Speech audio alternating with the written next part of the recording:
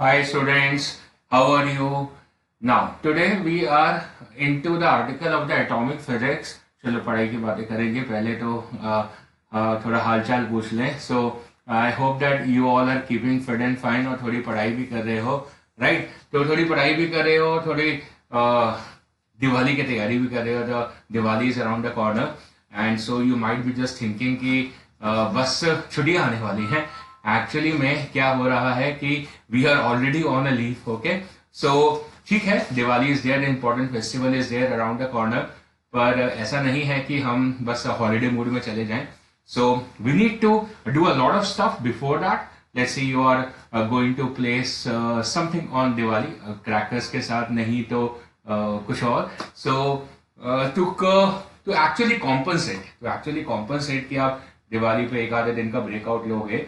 So to compensate for that, I think you need to just input a little more hours in these days, right? In these 2-3 days, such that you can afford to enjoy over there at a weekend. Okay, so Happy Diwali is a good festival, and we must not miss it.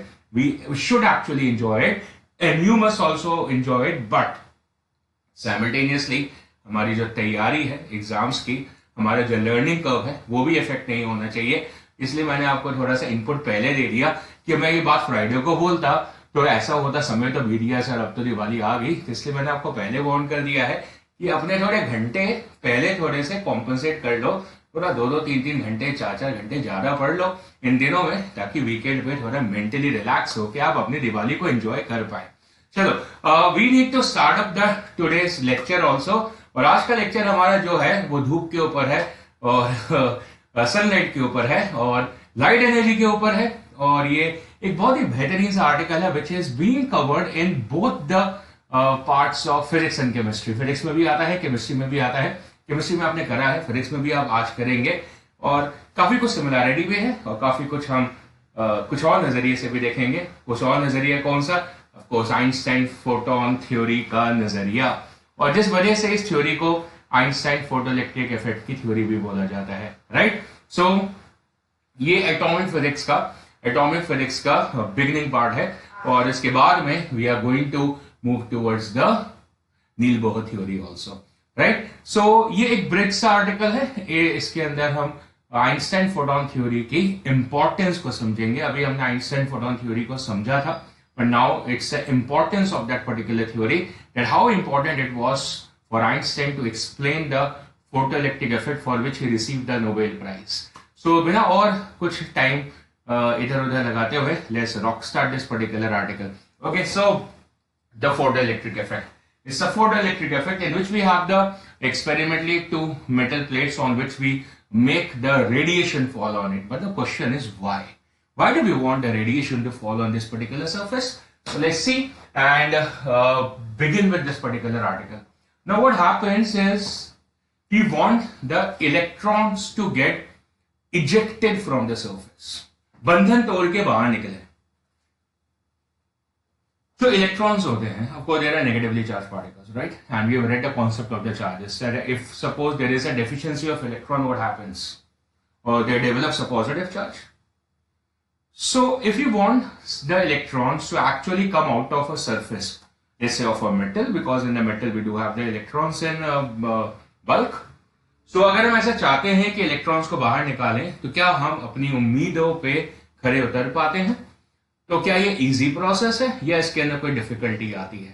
तो हमें ये समझ में आया कि हल्की फुल्की difficulty आती है. क्यों आती है? रीजन, जब ऐसे इलेक्ट्रॉन्स सरफेस से बाहर आने की कोशिश करते हैं तो क्या होता है, सरफेस पे एक डेफिशिएंसी ऑफ इलेक्ट्रॉन क्रिएट हो जाता है उसी इंस्टेंट पे, इंस्टेंटेनियस बिहेवियर. और फिर क्या होता है, because of that positive charge which is going to build up on the surface, वो पॉजिटिव चार्ज क्या करता है, जो आउटगोइंग इलेक्ट्रॉन्स होते हैं उनको अपनी तरफ पुल इन करता है. क्या करता है? पुल इन करता है. और इस वजह से क्या होता है, वो इलेक्ट्रॉन आगे जा ही नहीं पाते हैं, सरफेस को लीव ही नहीं कर पाते हैं, क्योंकि बाहर की तरफ कोई फोर्स नहीं मिल रही, उनको कोई एनर्जी नहीं मिल रही. एक ही बात है, एनर्जी दो या फोर्स दो, है ना? तो इस वजह से उन इलेक्ट्रॉन्स का अपने आप बाहर निकल पाना थोड़ा कठिन हो जाता है, लेकिन फिर हम है ना हेल्प करने के लिए, क्योंकि हम चाहते हैं कि वो इलेक्ट्रॉन्स बाहर निकले और बाहर जाके करंट बनाए, तो इस वजह से हम उनको फ्री करना चाहते हैं। तो इसके अंदर थोड़ी ताकत लगेगी, मेहनत लगेगी, और इस आइडिया को हम एक टर्म में रिप्रेजेंट करते हैं, उस टर्म को बोलते हैं the work function. So this all which is written over there is what I have explained to you right now. So let's see that what we have explained right now. So it says electrons are negatively charged particles and responsible for the generation of the electricity. तो हमें पता है ना। Metals में free electrons होते हैं, ये बात हमारे लिए इंपॉर्टेंट थी। Metals have free electrons that can move from one atom to another within the metal which is responsible for the electrical conductivity. ये भी पता है कि मेटल के अंदर फ्री इलेक्ट्रॉन्स होते हैं, right. But if they try to escape, what is this? If they try to escape, so if they try to escape, they are unable to do so. क्यों नहीं कर पाते हैं? This is because when they try to leave the metal, the surface acquires a positive charge. That's the reason. That means हमारे पास मान लो ये surface है और इस particular surface से इलेक्ट्रॉन जैसे ही बाहर जाने की कोशिश करेंगे, मान लो ये हमारे इलेक्ट्रॉन्स है जो कि बाहर जाने की कोशिश कर रहे हैं। So as they are trying to leave, so what is happening? This particular surface is acquiring a positive charge, and because of pulling force, there is a kind of the pulling force acting on them over here, like this. और इस वजह से क्या हो रहा है कि वो बाहर को जा नहीं पा रहे हैं, क्योंकि there is an absence of होता को और force होती है वहां पे। There must have been some force over there जो कि इनको निकाल ले जाती है ना, पर ऐसा हो नहीं पा रहा है। This is not happening. Reason there exists no such force to pull them forward. वो कोई भी ऐसी फोर्स नहीं है जो उनको खींच के बाहर ले आए, और इस वजह से इन बेचारे इलेक्ट्रॉन्स को वहीं पे रह जाना पड़ता है। इनकी जो उम्मीदें थी एस्केप करने की, वो उम्मीदें ही बन के रह गई और रियलिटी में कन्वर्ट नहीं हो पाई। सो ये जो बैरियर है ना, एक तरीके का बैरियर क्रिएट हो गया है कि वो जा ही नहीं पा रहे हैं बाहर, जा ही नहीं पा रहे हैं बाहर। तो आप इसको कोई न्यूक्लियर बैरियर मत समझिएगा कि न्यूक्लियस के साथ में अट्रैक्टेड है, वो कहानी नहीं है। Of course you know that, समझ में आ गई आपको ये बात। तो फिर इस बैरियर को हम क्या बोलते हैं? Surface barrier. क्या बोलते हैं? The surface barrier. ये कहानी है उनकी, हमारी तो नहीं है। हम क्या है? External agent. हम क्या करेंगे? तरीके ढूंढेंगे कि किन तरीकों से इन बेचारे इलेक्ट्रॉन्स को जो कि वहां पे फंसे पड़े हैं उनको हम बाहर निकालेंगे विभिन्न तरीकों से। By the various methods we are going to pull out this particular electrons from the surface by providing either a force or an energy. So we are going to focus upon the energy, the methods by which we can retrieve these electrons or make them free from the surface. Work function is a very important term. पता है, we have been dealing with this particular term in the chapter of the electrostatics also, जहां पर हम पहले friction वाला method करते हैं, इसके अंदर बोलते हैं कि टू ऑब्जेक्ट्स को आपस में रब करेंगे तो फिर क्या होगा? जो एनर्जी आएगी रबिंग से, फ्रिक्शनल एनर्जी जो आएगी, वो दोनों में से किसी एक मटेरियल के वर्क फंक्शन से ज्यादा होनी चाहिए, ताकि क्या होगा? जो इलेक्ट्रॉन है वो एक सरफेस से दूसरे सरफेस में जंप आउट कर जाएंगे बल्क में, right? Now the same idea which we discuss over there is an idea which is we are going to define right now that what exactly is a work function. Work function जो हमने अभी surface barrier पढ़ा, उसी का एक physical रूप है, उसी का एक फिजिकल नाम है, right? So that's exactly is a work function which basically is responsible for keeping the electrons trapped over there, और उनको निकलने नहीं देता है। हमने क्या करना है? हमने थोड़ी एनर्जी देनी है। कितनी देनी है बताओ? So you wish to tell कि किस सरफेस से निकालने के लिए कितनी एनर्जी देनी है। सारे सरफेस एक जैसे नहीं है। कॉपर का सरफेस, निकल का सरफेस, प्लैटिनम का सरफेस एक जैसा नहीं है, क्योंकि उनका स्ट्रक्चरल लैटिस एक जैसा नहीं है शायद। तो फिर हमें अगर उनमें से इलेक्ट्रॉन को पुल आउट करना है तो कुछ कैरेक्टरिस्टिक टर्म लगेगी जो उनके स्ट्रक्चर पे डिपेंड करती होगी, है ना? तो उस कैरेक्टरिस्टिक टर्म को डिफाइन करते हैं क्या? Work function. So work function first of all depends upon the nature of the surface, and mostly this particular theory is about a conduction electron. That means it is for the metals, right? तो इसी कहानी को work function बोलते हैं। तो understatement क्या होगी कि कम से कम कितनी एनर्जी दो। यार आलसी होते हैं हम लोग ना, कि कम से कम एनर्जी में काम चल जाए, इकोनॉमिकल भी होना चाहिए ना। सो कम से कम एनर्जी में काम चल जाए। So that's talking about the minimum energy which is required to retrieve this particular electron or make this particular electron free from the surface of a metal is defined as a work function of that particular metal, and that's what the definition is over here. That's a minimum amount of energy is known as a work function. और अगर उसमें से electron बाहर निकल जाते हैं, जो कह रहा है, क्या कह रहा है कि भैया इलेक्ट्रॉन अगर बाहर निकल गए तो हम उसको क्या बोलेंगे, इलेक्ट्रॉन एमिशन. तो सही है, देखो इलेक्ट्रॉन का बाहर निकलना, that is the emission of the electron or the electron emission. So it is a complete theory, my friends. The electron emission is a core article now. Now understand that electron emission, the various ways in which you can emit an electron from the surface forms a brief theory of the electron emission. Brief theory, ऐसा नहीं कि बहुत extensive है, हाँ है, मतलब 7-8 दिन चल जाएगी, है ना. So it's like an extensive theory. So the work function depends upon what? The properties of the metal, of course. How the lattice of that particular metal is basically, right? So how the structure of that particular metal is basically, right? How many conduction electrons are there in that particular metal basically, right? So we just club in all this language and say the properties of the metal. And then, of course, we're not talking about an alloy. Alloy, the properties will be different. So it's one and the same thing. That will be talking about the purity of the metal. And of course, the nature of the metal surface. It's a platinum or zinc or copper or aluminium, whatever it is. So these are the factors on which the work function is going to depend upon. So cut short the discussion. It is a characteristic quantity of the every metallic surface. So I'm going to add this line over here. It's a characteristic quantity of a given metallic surface, right? In our lectures in the books it is mostly represented by the symbol phi, and so I am going to represent in my lecture as the symbol W, right? So don't get confused in that.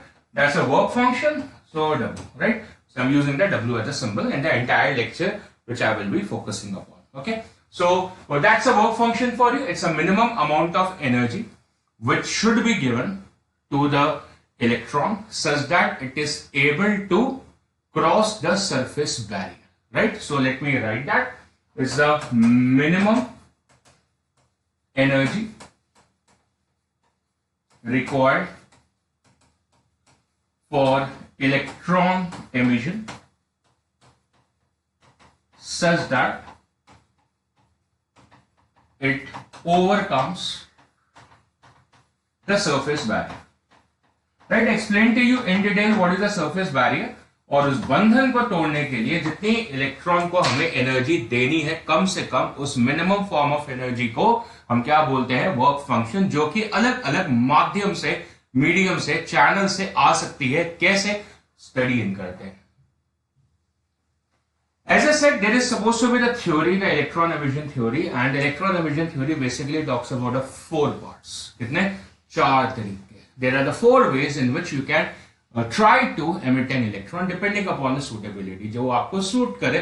कई बार क्या होता है, एक method easy होता है, दूसरा method उस scenario में थोड़ा डिफिकल्ट होता है, या हो सकता है उस सिनेरियो में कोई और मेथड लग ही ना पा रहा हो, आप इतनी एनर्जी दे रहे हो उस मेथड से पर कुछ हो ही नहीं रहा हो, है ना. So we are having multiple methods, 4 of them. The first one is suppose to be an easier thing. जैसे हमें पता ही होता है, ज्यादातर हम क्या करते हैं, एनर्जी को देने का तरीका क्या होता है, हीट अप करना. जैसे हमारी गाड़ी चलती है और हीट अप करना, राइट. सो हीट अप करना मतलब हम उसको फिजिक्स में बोलते हैं as a thermionic emission. Therm मतलब थर्मोडायनेमिक्स, मतलब कहां से आ रहा है, टेम्परेचर से. तो आप क्या करें, टेम्परेचर बढ़ाएं, उससे क्या होगा, मैक्सवेल बोल्ट्जमैन एनर्जी बढ़ेगी, और फिर वो एनर्जी अगर इलेक्ट्रॉन को मिल जाती है तो क्वाइट पॉसिबल है कि वो सरफेस बैरियर को ब्रेक करके, मतलब वर्क फंक्शन को ओवरकम करके बाहर निकल जाए. अगर ऐसा हो पाता है तो इस तरीके के इलेक्ट्रॉन एमिशन को हम क्या बोलेंगे, thermionic emission. And that's the first in the line for us in the theory of the emission of electron. So thermionic emission, that is by providing the Boltzmann energy. That's the Boltzmann thermal energy. कैसे? That is like 3/2 kT. This much. इतनी energy देने की वजह से वो शायद electron बाहर निकल आ जाए. जिसको हम क्या बोलेंगे, thermionic emission. So by definition से आप अगर अपने आप को एक्लेम करना चाहते हैं तो आप ऐसे बोल सकते हैं, that's the minimum energy which is suppose to be provided via increasing the temperature or provision of the heat such that the electron can get emitted. So that will be known as a thermionic emission. Okay, and then comes a field emission. Field मतलब अब भाई देखो दिमाग की बात है, magnetic field तो कुछ कर नहीं सकती है, पूरा चैप्टर करा हुआ है हमने, और हमें पता है कि जो मैग्नेटिक फील्ड होती है it is not capable of actually accelerating a charge particle. It is only capable of deflecting a charge particle. याद होगा आपको F equal to Q into V cross V से सिर्फ पार्टिकल्स क्या होते हैं, डिफ्लेक्ट होते हैं, एक्सेलरेट मतलब स्पीड अप नहीं होते, एक्सेलरेट तो हो सकते हैं सेंट्रीपिटल वाले, है ना, डायरेक्शन वाले, लेकिन स्पीड अप नहीं हो सकते हैं। तो भाई उसके पास एक्स्ट्रा काइनेटिक एनर्जी तो आएगी नहीं, तो फिर बाहर कैसे आएगा, है ना। इसका मतलब ये कहानी जब हम फील्ड एमिशन की बोल रहे हैं, that is definitely the electric field emission, right. इसका मतलब आप क्या करोगे, स्ट्रॉन्ग इलेक्ट्रिक फील्ड लगा दोगे जिससे इलेक्ट्रोस्टैटिक फोर्स आ जाएगी। हमने बोला था ना कि इलेक्ट्रॉन बाहर पुल अप हो नहीं पा रहे हैं, क्यों नहीं हो पा रहे भाई, रीजन क्योंकि बाहर कोई फोर्स ही नहीं है। लगाओ ना फिर, लगा दो ना फिर। इसका मतलब वो इलेक्ट्रॉन नहीं आ पा रहे थे, अब वो जैसे मैंने दिखाया था कि इलेक्ट्रॉन बाहर को आने थे, तब ऑपोजिट डायरेक्शन में फील्ड लगा दो, क्योंकि इलेक्ट्रॉन नेगेटिवली चार्ज पार्टिकल है, इस डायरेक्शन में फील्ड होगी तो फोर्स ऑपोजिट लगेगी, हो सकता है सरफेस बैरियर को तोड़ के बाहर निकल जाए, right. So we apply a strong electric field in order to generate a force which can help the electrons to overcome the surface barrier and does the work function, and that kind of emission, if it is going to happen, is known as what, the field emission. अगर हो पाया तो ना, नहीं हो पाया तो फिर काय का emission, right? So the field emission is, that is by applying strong electric field to generate the force, electric force of course. वो इलेक्ट्रिक फील्ड लगाएंगे तो इलेक्ट्रिक फोर्स ही आएगी, मैग्नेटिक थोड़ी आएगी, मैग्नेटिक का तो यहाँ पे कोई रोल भी नहीं है। तो generate the electric force to overcome the surface barrier. I kind of love this term surface barrier instead of the work function, but the books mostly work upon the terminology work function, right. तो understanding के लिए surface barrier ज्यादा बेहतर term है, और लिखने के लिए फिर आप कुछ भी लिख सकते हैं, ओके। कुछ भी मतलब of course in the context लिख सकते हैं। So work function is the same context term as a surface barrier. Cool. Next one, the photoelectric emission. That's the context of the study for today. That's the photoelectric emission. What's the photoelectric emission? In brief, let me talk. अभी तो हम detail में पढ़ेंगे ही, पहले थोड़ा briefing तो दे रहे हैं। So photoelectric emission का मतलब क्या हुआ, ब्रेक करो भाई।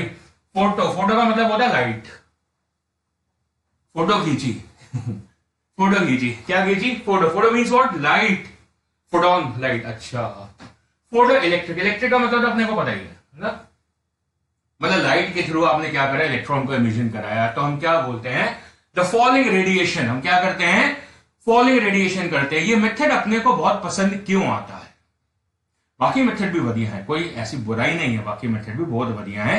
देखो ये मेथड अपने को पसंद इसलिए आता है because there is an abundance of sunlight ना, है कि नहीं, सोलर पैनल काम करे कि नहीं करे। अच्छा, तो क्या बात है कि एबंडेंस में है सनलाइट, फ्री की मिलती है, तो एफिशिएंसी चाहे कम भी हो, इसकी efficiency for a photo electric emission अगर एफिशिएंसी कम भी होती है तो भी चल जाएगा, क्योंकि एबंडेंस में है ना, सोचो ना, है ना। अब ये भाई पूरा आपको एक स्ट्रक्चरल न्यूक्लियर फिजन रिएक्टर नहीं लगाना पड़ता है इसके लिए।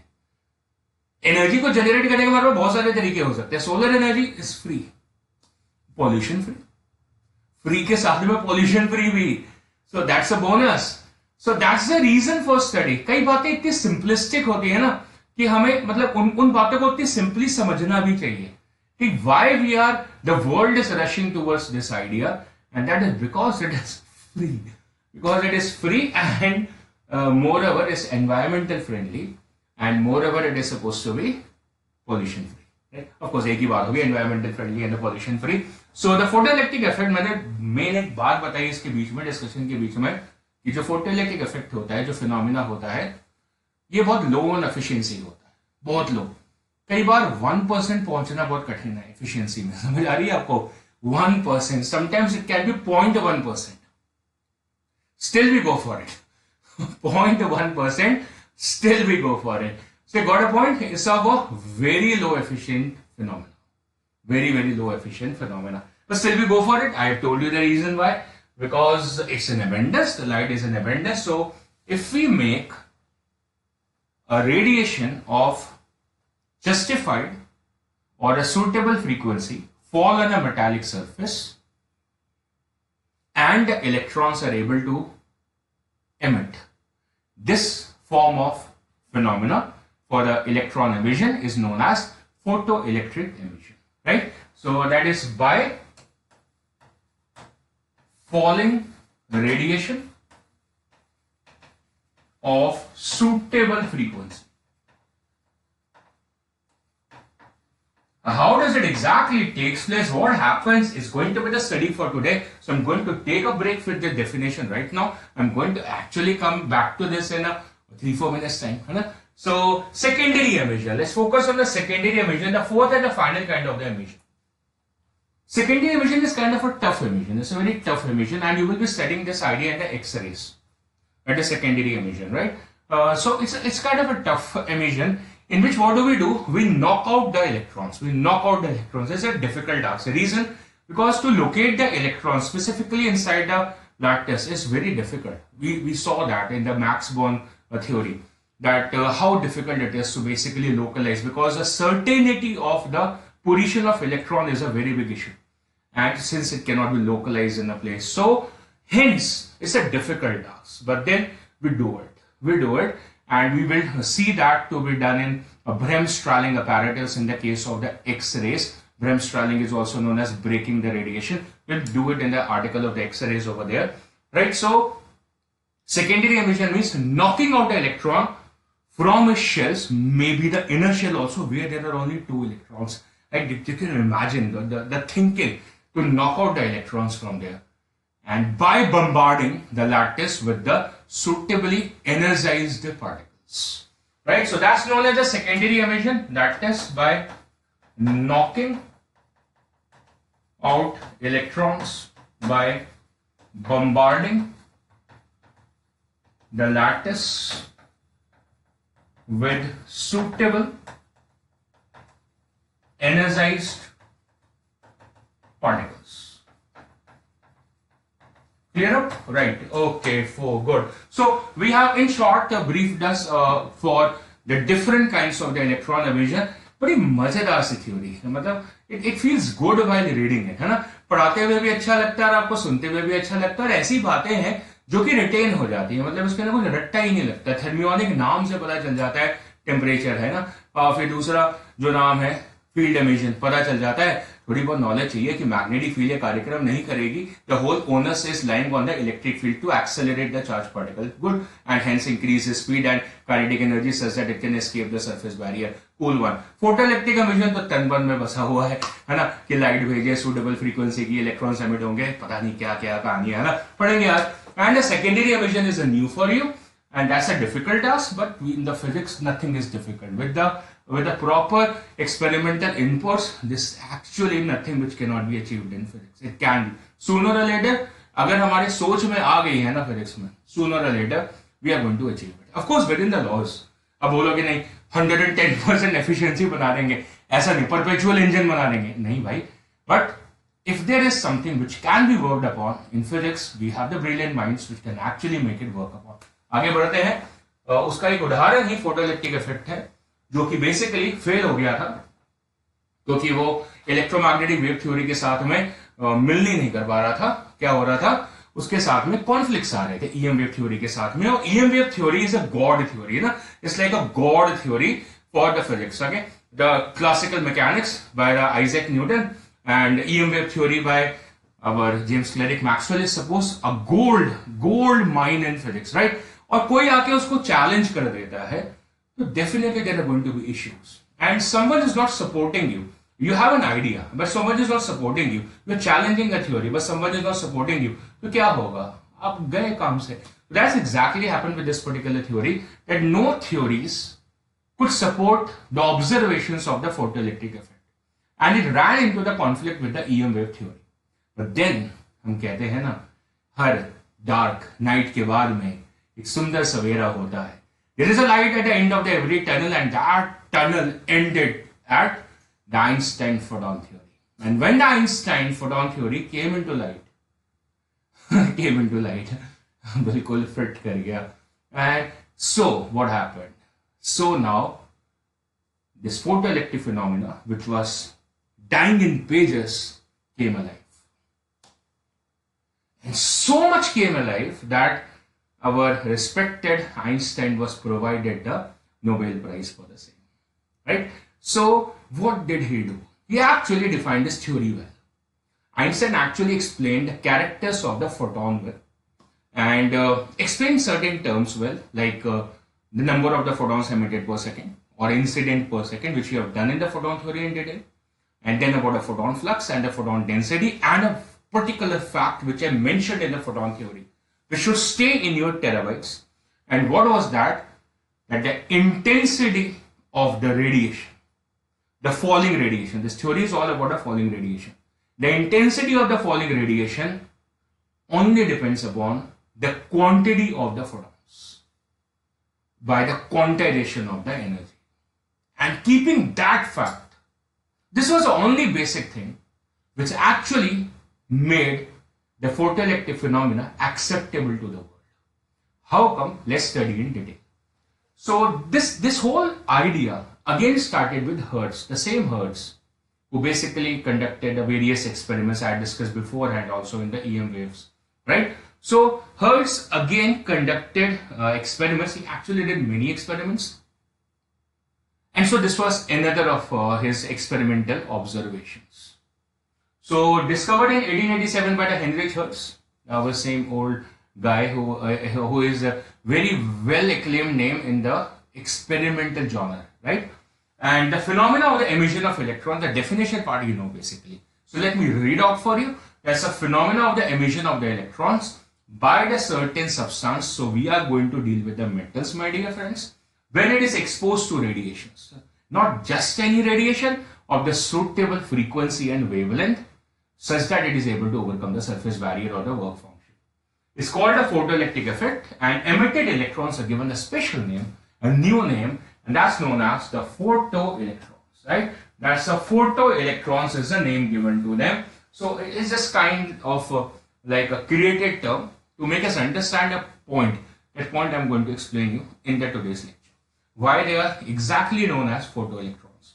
Now, this is an idea basically. This is an idea in which there is an incoming radiation. Oh, is it incoming radiation of photons? And that's what there's a difference between the EM wave theory and the Einstein photoelectric view. What a point, right? So EM wave theory, it says it's a falling radiation. The view of the EM wave theory or the photoelectric effect. But the view of the Einstein towards this idea is that it's a bunch of photons which are reaching the surface in search of electrons. That's the Einstein view. Got the point, right? And if you increase the intensity of the radiation, so EM wave theory thinks you are just increasing the energy of the EM wave. But when you talk the Einstein view, he thinks and portrays just in your mind that if you're increasing the intensity, my friends, what you are doing? You're increasing the count of the incoming photons. मात्रा बढ़ रही है, quantity बढ़ रही है, जो आने वाले photons है, ये बड़ा वधिया लगता है. It looks good to listen, but understandable. See, it's very difficult to make us believe there is electrical energy, there is magnetic energy in equal amounts. Of course, we have done it, we have derived it, but is it difficult? Is it difficult exactly to perceive anything in the form of a wave? Right. Of course, we strongly believe in physics, the wave phenomena, but it's difficult to perceive for us. But something which is countable is believable. Someone says, I'm going to credit your account by huge value. What do you mean by huge? A huge for someone can be 1,000 bucks also, and for someone, a 7-digit or 8-digit value will also not be huge, right? So it's the huge means what? Huge is incomparable, but when you talk about the exact quantities, then the things start becoming believable. And that's what Einstein basically did. He basically perceived in our mind that if we are increasing the intensity or a double the intensity, what happens? Exactly, I think the number of the photons gets doubled incoming, and therefore the probability of the electron emission might increase, or post electron emission the phenomena which is known as photoelectric current will increase just by increasing the incoming intensity. So there is input and then there is a optimum output. हमें इनके बीच की कहानी को समझना है.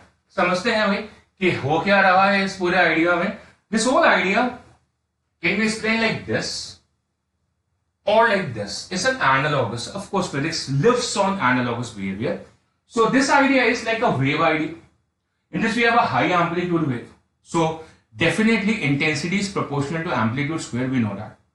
And so if you have a high amplitude wave, it means you have an intense wave, intense radiation coming. So definitely when it falls on the surface, so there will be a emission of electrons in a huge quantity and they will be energized also.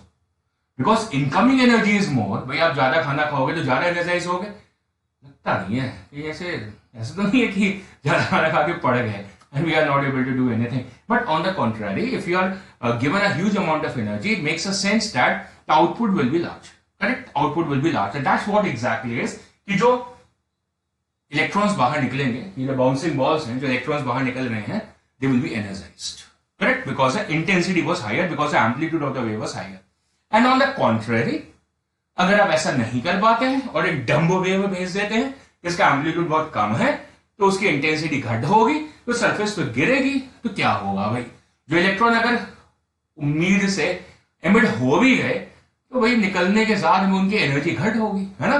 सो वो थोड़े से energise नहीं होंगे, थोड़ा less energize होंगे या high energize होंगे. This is EM wave view, है ना? This is an EM wave view. But now we wish to have another view, and that another view is the Einstein view. So Einstein view is about a particular wavelength. Now we have the expression E equal to hc by lambda, of which h into c product we know is a constant. हमने तो भाई class में उसकी value भी निकाली हुई है, 2 into 10 power minus 25 SI units. याद है कि नहीं है ना? So hc by lambda. So lambda. तो लैम्डा अगर कम है तो एनर्जी ज्यादा है. बहुत सीधा सा रिलेशन है.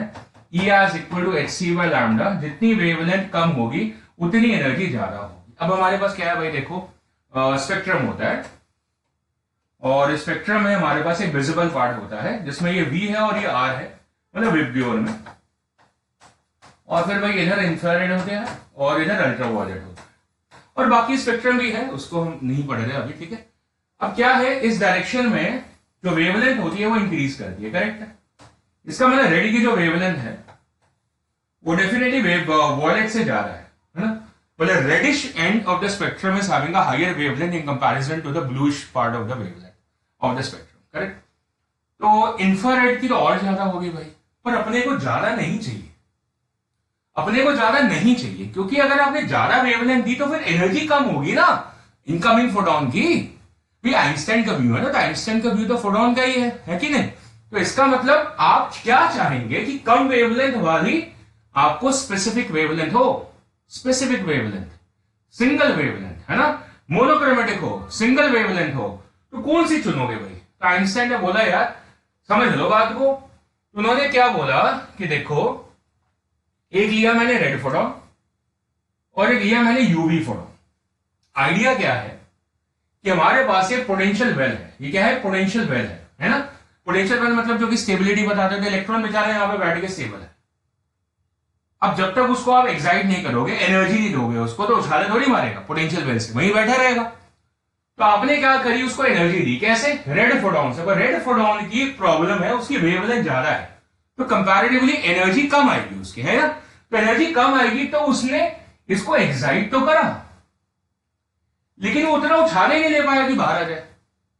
लेकिन फिर हमने क्या करा, हमने वेवलेंथ को करा कम और फिर अल्ट्रावायलेट, वॉयलेट में नहीं अल्ट्रावायलेट फोटोन को भेजा. और अगर आप ऐसा करते हैं तो फिर क्या हो रहा है, वेवलेंथ कम होने की वजह से एनर्जी बढ़ गई और वो जाके इससे टकराया, उसको इतनी एनर्जी इंपार्ट करी कि वो साथ में बाहर आ गया. मतलब फोटोन थोड़ी अंदर रह गया, ऐसा थोड़ी हो रहा है कि फोटोन भी अंदर रह गया, तो जो एनर्जी है वो कहां गई भाई? इलेक्ट्रॉन उस एनर्जी को लेके बाहर आ गया ना, उसमें से कुछ एनर्जी थोड़ी खराब हो जाएगी। क्यों खराब हो जाएगी भाई? इस पोटेंशियल वेल को ओवरकम नहीं करना पड़ेगा, है कि नहीं? अभी बॉल को ही उछालोगे, इसकी वेलोसिटी नहीं बढ़ते ग्रेविटेशन में, तो बॉल को ही उछालोगे तो कुछ ना कुछ एनर्जी तो लगेगी ना ग्रेविटी को ओवरकम करने में। तो इस पोटेंशियल वेल को ओवरकम करने में कुछ ना कुछ एनर्जी लगेगी। तो वो एनर्जी किसकी है भैया? फोटोन की एनर्जी है, जो फोटोन लेकर आया था। अब वो इलेक्ट्रॉन के अंदर समा गया, तो इलेक्ट्रॉन के अंदर वो एनर्जी आ गई, उस एनर्जी का कुछ पार्ट उसने लूज करा यहां से निकलने में, सरफेस बैरियर को क्रॉस करने में, तो बाकी उसके पास रह जाएगी और फ्री तो हो गया, पोटेंशियल वेल तो टूट गया, तो सारी एनर्जी किस में बचेगी? काइनेटिक एनर्जी में। सिंपल है। This is the simplistic view of the Einstein photoelectric phenomena.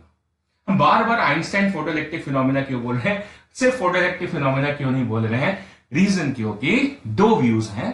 पहला व्यू किसका है? ईएम वेव थ्योरी का, जो कि थोड़ा सा अनएक्सप्लेनेबल सा है।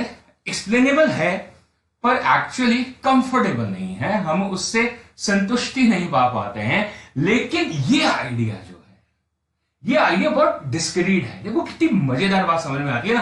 पोटेंशियल वेल था, बंधा हुआ था, आपने कम एनर्जी दी तो कम हाइट पे जाएगा। ऐसे ही तो होता था ग्रेविटेशन में, बॉल को उछालो, कम एनर्जी दी, एस्केप थोड़ी कर जाएगी भाई, उछल के वापस आ जाएगी, वापस पोटेंशियल वेल में गिर जाएगी। लेकिन अगर आपने एनर्जी ज्यादा दे दी, वो कैसे दोगे? By decreasing the wavelength.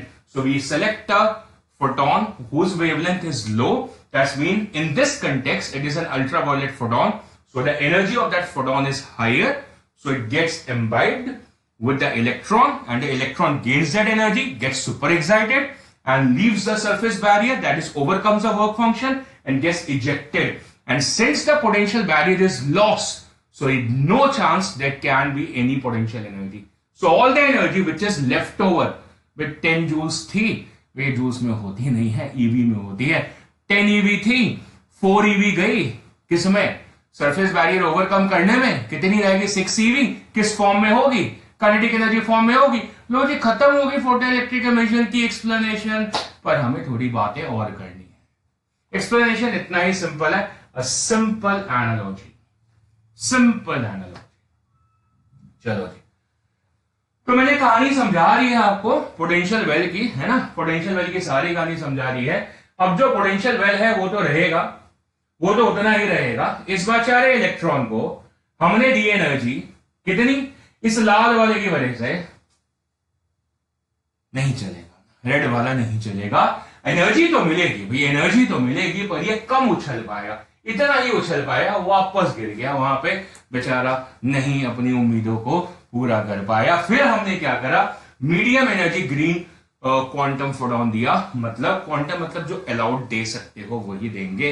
वो अलाउड थ्योरीज जो है वो नील बोहर में हम विस्तार से पढ़ेंगे। और जब इस क्वांटम एनर्जी हमने प्रोवाइड करी तो फिर ये यहां तक पहुंच गया यार, जस्ट यहां तक पहुंच गया। बस थोड़ी सी एक्स्ट्रा होती तो शायद बैरियर ओवरकम कर जाता पूरा और बाहर आ जाता। तो जस्ट बैरियर ओवरकम कर गया, सरफेस पे रह गया बेचारा, सरफेस पे रह गया। बस हल्की सी और होती तो ब्रेक फ्री कर जाता और काइनेटिक एनर्जी लेके चला जाता। तो फिर हमने क्या करा? वेवलेंथ को और घटाया और ब्लू कलर्ड फोटोन को लेकर आए।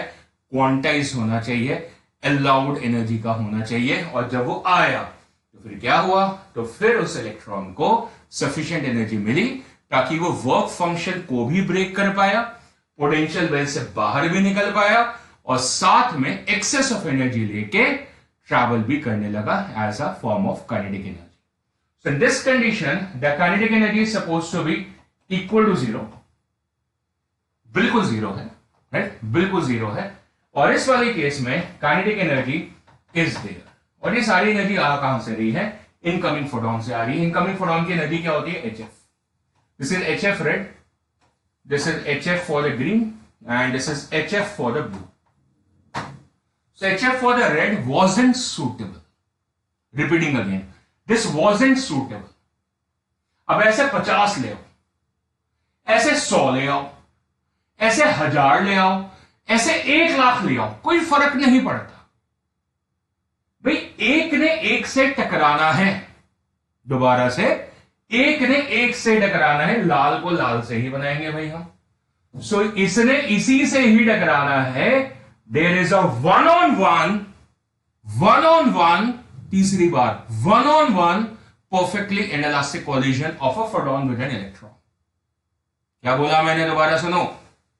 It's a one on one perfectly inelastic collision of the photon with the electron। ये आइंस्टाइन व्यू है, this is complete Einstein view. इसमें ईएम वेव व्यू नहीं है। हम वैसे भी मॉडर्न फिजिक्स में कदम रख चुके हैं भाई, तो हम पुरानी बातें क्यों पढ़े, हम तो वही पढ़ेंगे जो हमारा नयापन आ चुका है और हमें वो एक्साइटिंग भी लग रहा है। So one on one perfect inelastic, ये क्या होता है, ये परफेक्टली इनइलास्टिक कोलिजन जिसमें फोटोन अपनी सारी एनर्जी इलेक्ट्रॉन को दे देगा, सारी। तो वह कॉमन चीज बन जाएगी। उस कॉमन एंटिटी को क्या बोलते हैं, photon plus electron, hence photo electron. लेकिन तब अगर वो बाहर आ पाए तो, तब फोटोन का जो सैक्रिफाइस है, अपनी एनर्जी जो उसने दी भाई, वो किसी काम की हुई, हमें वही बाहर वो इलेक्ट्रॉन मिला, है ना। लेकिन अगर वो किसी काम की नहीं हुई तो फिर हम उसको फोटो इलेक्ट्रॉन क्यों बोले हैं, क्योंकि हमें तो पता ही नहीं चला ना भाई आउटपुट निकला। तो photo electron is an emitted electron when a suitable energised photon is incident on the metallic surface. तो ये तो जी अनसूटेबल है, so it's an unsuitable photon. समझ आ रही है कि नहीं आ रही है, अनसूटेबल फोटोन है। अब इसकी क्वांटिटी लाखों हो जाए, लेकिन क्योंकि वन ऑन वन कोलिजन है, कितना है, वन ऑन वन कोलिजन है, तो तादाद से फर्क ही नहीं पड़ता। फिर दूसरा वाला फोटोन तो दूसरे वाले इलेक्ट्रॉन से टकराएगा, दो तो एक से टकराएंगे नहीं। समझ आ रही कि नहीं आ रही, दो तो एक से टकराते नहीं। हाइपोथेटिकल बना लो तो बना लो, हाइपोथेटिकल बना लो, क्वेश्चन बना लो। पर होता क्या है, वन ऑन वन कोलिजन है। तो वन ऑन वन कोलिजन के अंदर तो भाई अगर इसके पास इतनी एनर्जी है जो कि इसके वर्क फंक्शन से कम है, क्या है भाई, HFR जो आई वो वर्क फंक्शन से कम है, तो कितने भी आ जाएं इलेक्ट्रॉन एमिशन नहीं होगा। So there is no electron emission. अब भाई हुआ क्या, प्रॉब्लम कहां है, प्रॉब्लम सिर्फ ये है एफ में, फ्रीक्वेंसी में। एच तो कांस्टेंट है, मतलब फ्रीक्वेंसी सूटेबल नहीं है, बोले इस फ्रीक्वेंसी से तो होने नहीं वाला। तो फिर सवाल पूछा जाएगा भाई कितनी फ्रीक्वेंसी चाहिए, तो हमने नापली बता रही भाई इतनी चाहिए, पोटेंशियल वेल जितनी चाहिए इतनी ढूंढ लो, बन जाएगी। तो हमने फिर उसको एडजस्ट करके देखा, तो पता चला जो ग्रीन वाला हम लेकर आए थे वो जस्ट मैच कर गया। तो फिर ये जो फ्रीक्वेंसी है इसको क्या बोला जाएगा, मिनिमम बोला जाएगा। This is what, the minimum frequency. ये मिनिमम फ्रीक्वेंसी किस काम आ रही है, बस पोटेंशियल वेल को ओवरकम करने के काम आ रही है, मतलब जस्ट वर्क फंक्शन को ओवरकम करने के काम आ रही है। So hence this kind of a frequency is known as what, the threshold frequency. And over here it is just मतलब जैसे फ्रिक्शन में इंपेंडिंग मोशन बोलते हैं, है ना, तो ये जस्ट फिनोमेना है।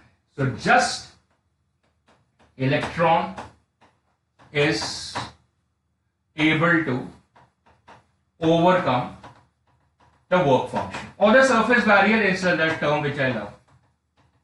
So just वाली टर्म आ गई, just वाली, है ना, just वाली मतलब काइनेटिक एनर्जी नहीं मिलेगी, जस्ट सूटेबल है। और ऐसी फ्रीक्वेंसी को जो मिनिमम फ्रीक्वेंसी है उसको हम क्या बोलते हैं, in the concept as a threshold frequency. For your knowledge, EM wave को इस आइडिया से बहुत मुश्किल है, वो थ्रेशोल्ड फ्रीक्वेंसी के बारे में डिस्कस भी नहीं करना चाहते। इनफैक्ट ईएम वेव थ्योरी कहती है थ्रेशोल्ड फ्रीक्वेंसी जैसी कोई बात नहीं होनी चाहिए। ये ईएम वेव थ्योरी का कहना, और यहीं पे कॉन्फ्लिक्ट आया था। पहला कॉन्फ्लिक्ट यहीं पे था कि भाई थ्रेशोल्ड फ्रीक्वेंसी जैसी चीज ही नहीं होनी चाहिए, है ना। तो हम तो कहते हैं, आइंस्टाइन कहते हैं होनी चाहिए, क्योंकि इसमें नहीं हो पा रही है। बेच पे देख लो, इंक्रीज कर लो, क्या करो, इंटेंसिटी बढ़ाओगे, पर इंटेंसिटी बढ़ाने से तो संख्या बढ़ती है फोटोन की। इंटेंसिटी बढ़ाने से संख्या बढ़ती है फोटॉन की। फोटॉन थ्योरी में ये पढ़ा है हमने, आई इज प्रोपोर्शन टू 1, याद है कि नहीं है? ये तो लेक्चर जाके देखो, फोटॉन थ्योरी का सबसे इंपॉर्टेंट लेक्चर है पूरी एटॉमिक फिजिक्स का, फोटॉन थ्योरी का पूरा लेक्चर डेडिकेटेड है फोटॉन थ्योरी पे। क्यों इतना इंपॉर्टेंट है? क्योंकि बाकी सारी बातें उसी से कनेक्टेड है। अगर वो नहीं पढ़ते हो ढंग से तो फिर ये बातें आधी अधूरी समझ में आती है, आधी रट्टे लगते हैं, फिर और अब समझ में आ रहा है कि संख्या बढ़ाने से इंटेंसिटी बढ़ती है, reverse intensity of the radiation अगर ज्यादा है, इसका मतलब फोटॉन्स की संख्या ज्यादा है, पर सिंगल फोटॉन की एनर्जी उतनी ही रहेगी। और क्योंकि 1-on-1 पीआईसी है, परफेक्टली इनइलास्टिक कॉलिजन है, तो संख्या जितनी भी हो जाए इलेक्ट्रॉन एमिशन नहीं हो सकता है। इसका मतलब there must be an existing concept of the threshold frequency, and that's the minimum frequency और द थ्रेशोल्ड फ्रीक्वेंसी। एक्सप्रेशन में मिल गया है, थ्रेशोल्ड फ्रीक्वेंसी का W/H आ जाएगा। So as the frequency of this should be equal to, that should be equal to W/H, and that's your threshold frequency corresponding to that Gini. So it's like an analogy, and it's like an analogy which generates the exact expression. और अगर भाई अब तो आपको पता चल गया barrier, तो आप स्मार्ट हो ना, अब तो आप अचीव कर ही लोगे। अब आपको कहानी पता चल गई कि भाई ये मत करना, कम से कम इतना करना। और अगर आपको हंसता खेलता खिलखिलाता इलेक्ट्रॉन चाहिए, मतलब जिसको हम फोटो इलेक्ट्रॉन बोलेंगे, अगर ऐसा चाहिए तो फिर आप क्या करिएगा, आप इस फ्रीक्वेंसी को थोड़ी सी और बढ़ा दीजिएगा। That means this blue frequency is more than the green frequency. Of course wavelength घट है तो फ्रीक्वेंसी ज्यादा होगी, रिवर्स होता है, पता है हमें। And so what happens now this HFB is greater than W। अब देखो एनर्जी कंजर्वेशन सब जगह लगता है। देखो कंजर्वेशन लॉस को अगर कोई फिनोमेना फॉलो अप नहीं करेगा तो कहीं ना कहीं कॉन्फ्लिक्ट में वैसे ही आएगा। तो आइंस्टाइन को ये सारी बातें पता है, हमको भी पता है। So what do we do? Sir Einstein ने क्या बोला कि देखो इतनी एनर्जी आई, उसमें से इतनी गई, है ना, मान लो 10 जूल आई, फिर मैं जूल बोल रहा हूं यार, इलेक्ट्रॉन बोल रहे यार। देखो न्यूक्लियस में MeV और एटॉमिक में मतलब इलेक्ट्रॉन्स के लिए EV, ध्यान रखिएगा इस बात को, ठीक है? आप भी गलती मत करिएगा मेरी तरीके से। दोबारा से बोलो, इन द न्यूक्लियस एनर्जी और of the levels of MEV, and in the atomic theory, Niels Bohr theory, photoelectric theory, it should be of the order of EV। Correct, very good. अब गलती नहीं करेंगे ना आप, मैं ना मैं। ओके, सो EV, सो 10 EV की एनर्जी थी, 4 EV का आपका वर्क फंक्शन था, 6 EV रह गए भाई, तो निकल गया भाई इलेक्ट्रॉन। साथ में लेके आया क्या? Kinetic energy. है मतलब ये क्वेश्चन कुछ ऐसी सी लगती है that HFB should be equal to W and plus K. अब सही लग रही है, बिल्कुल सही लग रही है ना। देखो 10 EV थी, देखो गलती नहीं करी, और 4 EV क्या था? Work function. तो बाकी क्या है? एनर्जी कंजर्व होनी चाहिए कि नहीं होनी चाहिए? बिल्कुल होनी चाहिए। तो 6 EV की काइनेटिक एनर्जी आ गई। सारी बात समझ में आ जाती है और बहुत इजीली समझ में आ जाती है, और वैल्यूज भी सारी मैचअप करती हुई दिख जाती है। और अगर कहीं भाई इससे कम रहेगी, W से कम ही रहेगी, तो काइनेटिक एनर्जी तो भूल जाओ, एमिट नहीं होने वाला। और कहीं बिल्कुल बराबर आ गई तो काइनेटिक एनर्जी 0 हो जाएगी। इक्वेशन बहुत बढ़िया है, and this is a equation which is known as Einstein photoelectric equation. उसके अंदर एक और बात है जो कि मैं अभी समझाऊंगा, राइट? तो एक ओवरऑल बिहेवियर हमें समझ में आ गया कि what is the significance of visual effect. देखो विजुअल इफेक्ट अगर ये ब्लैक एंड व्हाइट होता तो तीनों फोटोन एक ही कलर के होते, मतलब वो भी काला, ये भी काला, ये भी काला। So we have understood through the visual interpretation that the blue photon, which is an energized photon, generates an energized electron. क्या बोल गए ना, है ना? Blue photon, which is an energized photon, क्योंकि उसकी वेवलेंथ कम है, मतलब उसकी फ्रीक्वेंसी ज्यादा है, तो उसकी एनर्जी ज्यादा है, तो इसका मतलब आउटपुट भी ज्यादा आएगा। आउटपुट क्या है? Photo electron. So the photo electron जो कि एमिट होगा, उसके पास काइनेटिक एनर्जी भी क्या होगी? ज्यादा होगी। एक सवाल है मन में, आपके भी मन में, हाल्बach एंड लेनार्ड के भी मन में। ये कौन है? अच्छा, हाल्बach एंड लेनार्ड, आइंस्टाइन सर के मन में, हमारे मन में। क्या सवाल है? सवाल ये उठता है कि जितने भी फोटो इलेक्ट्रॉन बाहर निकलेंगे, पता नहीं कितने निकलेंगे, कितनी एफिशिएंसी होगी, तो जितने भी बाहर निकलेंगे क्या सबकी काइनेटिक एनर्जी सेम होगी? Is it so? क्या ऐसा होगा? तो गॉसियन डिस्ट्रीब्यूशन अगर हम बनाए फॉर दिस, या प्लैंक डिस्ट्रीब्यूशन बनाए for the emitted photo electrons, तो वो उनकी काइनेटिक एनर्जी का जो ग्राफ है वो बिल्कुल मैक्सवेल जो स्टैंडर्ड ग्राफ है वैसे आता है. It can be any amount of energy. किसी किसी की जीरो भी होती है और किसी किसी की बहुत ज्यादा भी होती है, किसी किसी की मिडीवियल भी होती है. अब ये कैसा है भाई, अब ये कैसा है भाई? हमने क्या करा, सूटेबल फ्रीक्वेंसी, सूटेबल एनर्जी दे के भेजा, है ना, सूटेबल फ्रीक्वेंसी सूटेबल एनर्जी देके भेज दिया, तो फिर भाई इलेक्ट्रॉन अब अवेट हो जाने चाहिए, अब एक जैसे बिहेवियर होना चाहिए. पर हम कहते हैं भाई ऐसा नहीं है, क्योंकि ऑब्जर्वेशन जो आ रही है, जो कि काइनेटिक एनर्जी की जो एमिटेड फोटो इलेक्ट्रॉन्स है उनकी जब काइनेटिक एनर्जी को प्लॉट करा गया as a Planck distribution curve, तो भाई वो तो जीरो से लेके मैक्सिमम या फिर मिडीवल सारी वैल्यूज आती है. तो ऐसा क्यों हो रहा है? This actually now is going to actually daunt us. तो फिर हम क्या करें? हल ढूंढते हैं, थ्योरी ढूंढते हैं. तो चलो ढूंढते हैं थ्योरी. अब थ्योरी किस प्रकार है देखते हैं.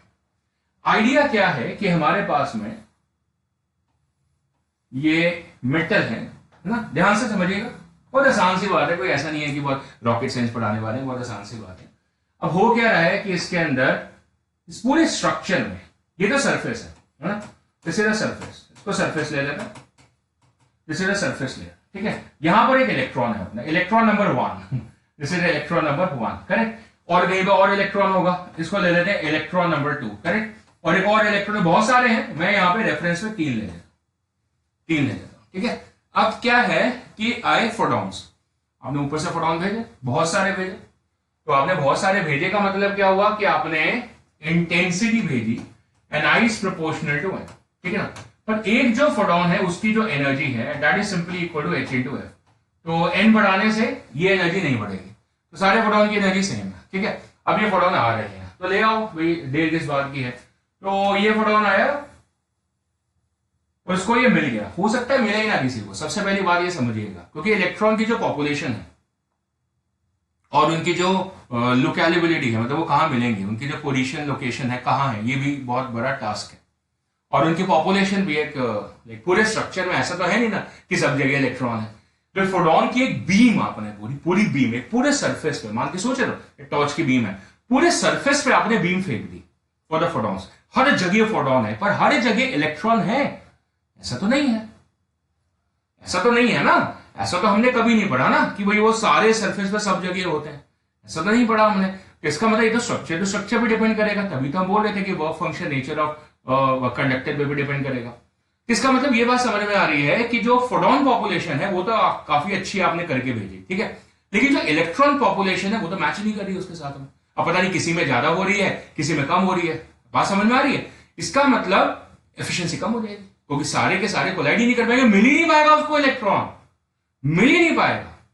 मतलब मान लो पूरी बीम के शेल पे पहुंच गई नीचे वाले में, और वहां तो 2 ही है, पूरे ऑर्बिट में 2 ही है. हैव इमेजिनेशन यार. हमने 3 वो पकड़े हैं जिनको इलेक्ट्रॉन मिल गए, मतलब इन फोटॉन को इलेक्ट्रॉन मिल गया. ऐसे काफी सारे होंगे जिनको नहीं मिले, मतलब ये वाला निकल गया, ये देखो ये निकल गया, इसको कोई इलेक्ट्रॉन मिला ही नहीं. प्रोबेबिलिटी भाई, प्रोबेबिलिटी डिस्ट्रीब्यूशन के बिना तो कुछ होना नहीं है, मतलब इसको मिला ही नहीं. पर फिर इस वाले को तो मिल गया, देखो इस वाले को तो मिल गया, तो इसने इसको तुरंत अब्सॉर्ब कर लिया, इसने इसको तुरंत अब्सॉर्ब कर लिया. इस वाले को भी मिल गया, इसने इसको तुरंत अब्सॉर्ब कर लिया. पर ये तो बड़ा छुपा रुस्तम है, इसको ढूंढने के लिए इसको इतना अंदर जाना पड़ा, तो क्या एनर्जी नहीं लगेगी क्या वहां तक जाने की? ऐसे सवाल है भाई आपसे. भाई इसको निकालना है, इसको निकालना है, इसको निकालना है, भाई एनर्जी नहीं लगेगी क्या? तीनों की एनर्जी सेम आएगी क्या? ऐसा नहीं है. तो अगर ऐसा नहीं है तो फिर क्या है? तो हम एक न्यू फॉर्म ऑफ एनर्जी को लेकर आते हैं, और इस न्यू फॉर्म ऑफ एनर्जी को बोलते हैं लैटिस एनर्जी. कि भाई वो जो इलेक्ट्रॉन है वो लैटिस में कहां दबा पड़ा है, कि उसको पहले सरफेस के आसपास लेकर आओ और फिर उसको सरफेस बैरियर तोड़ के बाहर ले आओ. सरफेस बैरियर का मतलब समझ में आया था आपको? फिर जब वो बाहर निकलना चाहते हैं तो फिर वहां पे पॉजिटिव चार्ज इकट्ठा हो जाता है, जो कि उसको वापस बुलाता है. उस बैरियर को तोड़ना है तो उसको सरफेस बैरियर बोल रहे हैं. समझ में आ रही है कि नहीं आ रही है? और भाई जो इलेक्ट्रॉन जो नीचे बैठे हैं उनको ऊपर तक तो लेकर आओ यार, उसके लिए भी तो एनर्जी लगेगी. तो there is another kind of energy which is known as a lattice energy which is maximum for this electron. Because it is lying there. ढूंढना पड़ेगा गहराइयों में जाके, पता लोगों में जाके, ये आसानी से मिल जाता है। तो इसकी लैटिस एनर्जी कम है, आराम से मिल गया। बात समझ में आ रही कितनी सौख की थ्योरी है। अब इस लैटिस एनर्जी को मैं डिनोट कर देता हूं एलई से, है ना, सिंपल लैटिस एनर्जी से। सिंपल क्या है ना, तो अब क्या हो रहा है, सारे फोटोन आइडेंटिकल हैं, सारे। ये इस बेचारे को तो कोई मिला ही नहीं, है ना, इसको तो कोई मिला ही नहीं। एक तो मैंने कितनी सारी बातें साथ में समझा रहा हूं कि एफिशिएंसी कही, एफिशिएंसी का ऐसे बहुत सारे होंगे। देखो इतने सारे होंगे बीम में जो निकल के जिनको इलेक्ट्रॉन मिला ही नहीं, तो किसको एक्साइट करेंगे भाई? तो efficiency of the photon electric emission is going to be lesser. Okay, तो अब क्या हो रहा है, पहले तो ये एनर्जी आ गई, this is known as the lattice energy, ये इसकी, है ना, और साथ में फिर ये वर्क फंक्शन आ गया। इसके लिए ये लैटिस एनर्जी है, इस वाले के लिए तो मेरे ख्याल से लैटिस एनर्जी इसकी मिडीवल है, तो ये तो मैक्सिमम होगी लैटिस एनर्जी, है ना। इसकी थोड़ी कम रहेगी और वर्क फंक्शन जितना है वो तो उतना ही रहेगा, सो दैट्स अ वर्क फंक्शन, ठीक है। और इस वाले के लिए क्या, और लैटिस एनर्जी इसकी जीरो होगी, is zero, lattice energy become zero for this, minimum हो गई और जीरो हो गई, है ना। वर्क फंक्शन जितने उतने रहेगा, that's the same work function for the same amount of work function. अभी क्वेश्चन लिखते हैं तीनों के लिए, तो for the first electron, for the second electron and for the third electron. This is the most important thing, and after that the photoelectric effect is destroyed, over, khatam. First electron ke liye, for the first electron over there, we had an incoming energy HF as equal to work function and plus K and plus देखो बाहर भी तो निकलेगा, जब बाहर निकलेगा तो kinetic energy भी तो आएगी, and plus lattice energy, which is in fact in this condition is 0. इसके वाले के लिए 0, इस वाले के लिए, ठीक है, मिल गया, वहीं पे मिल गया, वो तो सरफेस नीचे तो जाने नहीं पड़ा, थल्ले जाने नहीं पड़ा उसको, ना। और सेकंड वाले के लिए we have the same HF, क्योंकि सारे फोटोन जितने होते हैं आइडेंटिकल होते हैं। एक सोर्स से जितने भी फोटोन निकलते हैं सारे आइडेंटिकल होते हैं, एक बीम में जितने भी फोटोन आते हैं सारे आइडेंटिकल है, ठीक है। तो अगर हम कोई मिक्स बीम ना भेजे, काय को भेजेंगे, है ना, तो हम एक ही तरीके की मोनोक्रोमेटिक बीम भेजेंगे अपनी थ्योरी को सिंपल रखने के लिए। So all the photons are identical in that particular beam. तो इस वाले फोटोन की भी, सेकंड वाले की भी एनर्जी कितनी एचएफ है, ठीक। और वर्क फंक्शन वो भी कैरेक्टरिस्टिक होता है सरफेस का, तो वो भी सेम है। तो सारी कहानी बेसिकली कहां आई, समझ में आ रही बात, आपको नहीं आ रही? आ रही है।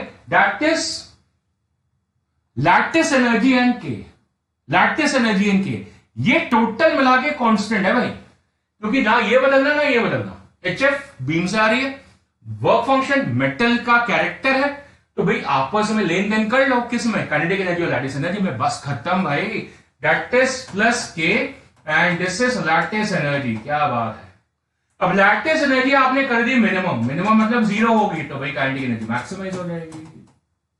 मिल के तो सेम है, मिल के तो ये दोनों कांस्टेंट ही है ना, इसी में ही तो चेंजेस हैं, ये तो सेम ही रहेगा ना, वर्क फंक्शन बदलेगा, characteristic of the metallic surface, और HF वो नहीं बदलेगा, क्योंकि all the photons in the incoming beam are of alike energy, but a quantization principle, increasing the intensity only increases the number of photons without increasing the energy of the single photon. So भाई जो तीसरा वाला है जो नीचे है, सबसे बेकार है, मतलब उसकी लैटिस एनर्जी सबसे ज्यादा है, तो इसका मतलब उसकी काइनेटिक एनर्जी क्या रहेगी, मिनिमम रहेगी। तो लैटिस एनर्जी एक तरीका है बताने का कि किस तरीके से आप, लैटिस एनर्जी अगर कम होगी तो फिर क्या होगा, वो ज्यादा एनर्जाइज होगा, जैसे मतलब वरिया जो सरफेस होगा वो क्या होगा, जिसमें लैटिस एनर्जी कम हो, है ना। तो लैटिस एनर्जी जितनी ज्यादा होगी काइनेटिक एनर्जी उतनी कम होगी। इससे हमें ये बात पता चलती है कि जो एमिटेड फोटो इलेक्ट्रॉन्स हैं उन सब की काइनेटिक एनर्जी सिमिलर नहीं होती है। इनफैक्ट कुछ एक की जिसकी एली मैक्स होगी उसकी मिनिमम काइनेटिक एनर्जी 0 हो जाएगी। क्या हो जाएगी, 0 हो जाएगी। इसका मतलब डिस्ट्रीब्यूशन 0 से के मैक्स के बीच में होगा। बहुत आसान सी बात है ना। दोनों को ऐड करके आपकी कांस्टेंट एनर्जी है, जहां पे लैटिस एनर्जी मिनिमम है वो दिखाया इसके लिए क्योंकि वो पहले सरफेस पर है, तो सरफेस बैरियर तोड़ना है बस उसको, तो इसका मतलब जो उसकी काइनेटिक एनर्जी होगी वो मैक्सिमम होगी। लेकिन जो सबसे नीचे वाला है, सबसे नीचे लैटिस में जहां से उसका मिलना बहुत मुश्किल था, वहां पे उसकी लैटिस एनर्जी इतनी ज्यादा है कि भाई जब तक वो ऊपर तक आएगा तो सारे दमखम फोटोन का निकल जाएगा, उसके पास एनर्जी बाकी नहीं बचेगी। मतलब वो सरफेस बैरियर तो ब्रेक कर गया बस, लेकिन बेचारा एनर्जी लेके बाहर भाग ही नहीं पाया, वहीं झूलता रह गया। उसकी काइनेटिक एनर्जी कितनी है? 0। The point two state is that the distribution of the emitted photo electrons in the kinetic energy respect is not identical. इसका मतलब अगर आप एक ग्राफ प्लॉट करते हैं, you plot a graph, you can find this as an idea, as a Planck's kinetic energy distribution curve for emitted photoelectrons, right? This is for emitted photoelectrons. So they can have the minimum energy also, they can have the maximum energy also, right? So that's what the distribution says. The kinetic energy of the photoelectrons, photoelectrons का मतलब automatically emitted ही हो गए, emit नहीं होते हैं तो हम उनको photoelectron नहीं बोलते हैं, क्योंकि फिर हमें दिखे ही नहीं तो हमें क्या photoelectron बोलेंगे। तो जो emit होते हैं उन्हीं को photoelectron बोला जाता है, ठीक है। तो kinetic energy of the photoelectrons lies between 0 and Kmax. Now see, ये इंटरनल थ्योरी है जिससे लैटिस एनर्जी जितनी मतलब कम रहेगी तो Kmax मतलब सारे जो होंगे वो Kmax होंगे, पर ऐसा होगा नहीं क्योंकि इलेक्ट्रॉन्स कहीं भी हो सकते हैं, प्रोबेबिलिटी कहीं भी हो सकती है उनकी, है ना। तो इस वजह से डिस्ट्रीब्यूशन हमेशा ऐसा रहेगा। But the Einstein photoelectric equation is for most energised photoelectron. दोबारा बोले, the Einstein equation is for the most energised photoelectron, which means this one is known as the Einstein photoelectric equation, which is HF is equal to the work function and plus Kmax. That's your equation of the Einstein photoelectric equation. Let me write it for you. That's Einstein photoelectric equation. Right? That's for a particular electron, जिसको हम बोलते हैं particular photoelectron. Correct yourself, myself. Photoelectron, which is known as most energized. कितनी correct language है ना? Most energized photoelectron. So this is for the most energized photoelectron. Most energized. सही है भाई। और ये जो है भाई साहब हमारा वाला, ये कौन है? Least energized photoelectron. So this is for the least energized photoelectron. और बीच में बड़े सारे हैं। तो यार एक बात सोचो, दिमाग लगाओ, हर एक को पढ़ पाओगे? हर एक को कैसे पढ़ोगे? क्योंकि सबकी काइनेटिक एनर्जी डिफरेंट है। कैसे पढ़ पाओगे? सोचो, इतने सारों को कैसे पढ़ोगे? या तो सबका बिहेवियर एक जैसा होता था, बोलते हैं एक को पढ़ लो काफी है, पर ऐसा हो ही नहीं रहा। सबका बिहेवियर एक जैसा नहीं है। निकलने के बाद से सारी थ्योरी तो फोटो इलेक्ट्रॉन की है ना, जो बाहर निकलेगा, है ना। अभी तो सर्किट ही नहीं बनाया हमने, पहले तो फंडे समझा रहा हूं। सीधा एक्सपेरिमेंट में नहीं दिखा रहा कि एक्सपेरिमेंट का सेटअप ये देखो हो गया, इक्वेशन बन गई, खत्म है। फंडे समझाया कि हो क्या रहा है, और आइंस्टाइन फोटोन व्यू से समझाया, ईएम वेव से नहीं समझाया। पुराने दख्यानुसी बातें नहीं समझाई हैं। किससे समझाई हैं? From the Einstein photo electric view, that is a photon view. Photon एक क्वांटाइज्ड पार्टिकल है, it's a quanta of energy, defined energy, discrete. ये कॉन्टिन्यूअस नहीं है कि पूरी बीम आई, पता नहीं किसको निकाल दिया, कौन रह गया, ऐसा नहीं है। काउंटेबल है, एग्जैक्ट एफिशिएंसी पता चलेगी कितने निकलेंगे, कितने का कॉलिजन होगा। जब भी कॉलिजन होगा तो 1 on 1 होगा, और उसमें क्या होगा, पूरा फोटोन अपनी एनर्जी सैक्रिफाइस कर देगा उसको, किसको, इलेक्ट्रॉन को। फिर इलेक्ट्रॉन बाहर निकलेगा, अगर सुटेबल फ्रीक्वेंसी का इनकमिंग हुआ, मतलब ब्लू वाला फोटोन हुआ, तो फिर बाहर निकलेगा, और हो सकता है अच्छी खासी काइनेटिक एनर्जी लेके निकले। अगर वो सरफेस पे होता पहले से, तो सिर्फ सरफेस बैरियर को ब्रेक करता, तो उसकी एनर्जी क्या होती, सबसे ज्यादा, मतलब डिस्ट्रीब्यूशन में उसकी Kmax होती, मतलब वो क्या कहलाता, मोस्ट एनर्जाइज। पर एक बेचारा और इलेक्ट्रॉन है जो कि इतना नीचे बेचारा बैठा है, लेकिन हमारी जो रेडिएशन है वो तो सूटेबल है। तो भाई उसने उसको भी उछाले मारा, उसको भी लेकर आया ऊपर तक, पर लाते एनर्जी दमखम खत्म हो गया। तो फिर क्या हुआ, वो वहीं पे लौटता रह गया सरफेस के ऊपर। उसको हमने क्या बोला, लीस्ट एनर्जाइज बैरियर, वो भी ब्रेक कर गया है। उनकी तो बातें ही नहीं हो रही हैं जिन्होंने बैरियर ब्रेक नहीं करा है। समझ में आ रही है बात? ये सारे वो हैं जिन्होंने बैरियर ब्रेक कर लिया है, सूटेबल इनकमिंग फ्रीक्वेंसी है और उसकी वजह से बैरियर ब्रेक हो चुका है। ठीक है, उसके अंदर से फिर जो एमिटेड फोटो इलेक्ट्रॉन बने, क्योंकि फोटो इलेक्ट्रॉन उन्हीं को बोलेंगे जो एमिट हो चुके हैं, उनमें से देखने हैं भैया कौन सा मोस्ट एनर्जाइज है, कौन सा लीस्ट एनर्जाइज है। बाकियों को छोड़ो, study the extremes. And that's what the theory is. And that's how you will understand the photoelectric effect to the depth core. To understand the whole idea of the photoelectric effect via two photoelectrons. Which one? The most energized and the least energized. So the equation number 1 is for the most energized, which is known as Einstein photoelectric equation. And the third one is for the least energized photoelectron. बाकी सारे बीच में उनको पढ़ेंगे नहीं, सिर्फ इनको पढ़ेंगे, first और थर्ड को।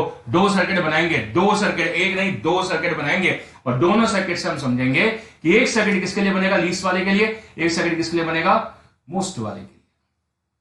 बाकी सब अपने आप ही इंक्लूड हो जाएंगे। पल्ले पड़ी, क्या मजेदार थ्योरी है, कितनी आसान थ्योरी है, पहले ही पढ़ी हुई थी, आती थी, है ना, हमें तो पहले ही पता था कि फोटोइलेक्ट्रिक इफेक्ट यही होता है ना। फिर भी रिवीजन हो गई फिर आपकी, अगर आपको आती थी और जिनको नहीं आती थी उनके लिए तो हुई।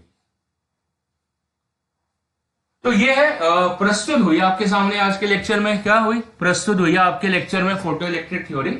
अब इसके बारे में हम कल विस्तार से और बातें करेंगे और अच्छे से डिस्कशन करेंगे और देखेंगे experimental behaviour of this, and we'll study the laws of the photoelectric emission and we'll construct a lot of graphs. First of all, the observations which were given by the Halbach and Lenard, और उसके बाद में फिर हम देखेंगे Einstein ने किस तरीके से जो EM वेव के कॉन्फ्लिक्ट्स है उनको रिमूव करा और अपने ग्राफ्स प्रेजेंट करे based on this equation, and will be the culmination of the theory of the photoelectric effect. फिर हम उसके न्यूमेरिकल्स भी करेंगे और फिर आगे बढ़ेंगे, राइट। तो अब क्या करें, हम कुछ टास्क देते हैं आपको। And the task is to basically complete all the questions of matter waves, है ना। मैटर वेव्स के सारे क्वेश्चन आप कंप्लीट कर लीजिए क्योंकि वो आर्टिकल कंप्लीट हो चुका है और आज ही कंप्लीट कर लीजिए उसको। तो फिर क्या होगा, कल जब फोटोइलेक्ट्रिक इफेक्ट का आर्टिकल हो जाएगा फिर आप उसके क्वेश्चंस को आगे प्रोसीड करना शुरू करेंगे, राइट। तो ठीक है, फिर कल मिलते हैं, बाकी बातें कल करते हैं। आज के लिए हम साइन ऑफ करेंगे। Thank you very much for listening to the lecture. Keep on watching the lecture, keep on practising the question, और थोड़ा ज्यादा पढ़ना है आपने क्योंकि दिवाली का वीकेंड भी आ रहा है, उसमें एंजॉय भी करना है, इसलिए आपको थोड़ा सा ज्यादा भी पढ़ना है। Okay, bye everyone.